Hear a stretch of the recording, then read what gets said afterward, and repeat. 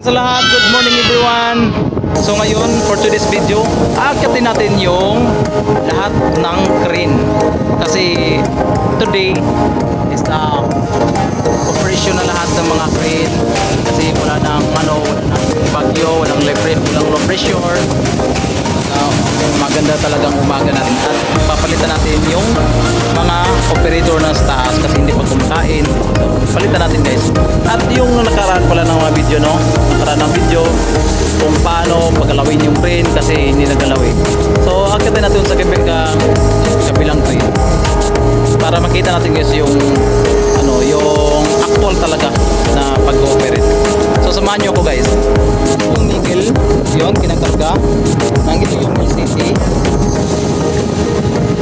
Yun, kita nyo guys, yung LCT. Ito yung kinukuha doon sa mining. Kinakarga nila. Ah? Tubig? Oh, sige. Yung bakbo natin guys. Yung bakbo natin guys, uhaw na siya raw. So kukunin muna natin ang tubig. Nagkakawa naman. Mamaya natin akyatin yan doon. Kasi kukuha lang natin ang tubig doon. Ito yung makarga ng nickel ore. Ito yun o. Tapos kinakarga doon sa bodega.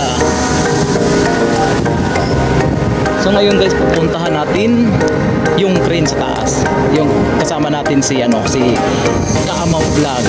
Ito na guys, nandito na po tayo sa crane number 1. Nandito po si Kaamaw Vlog.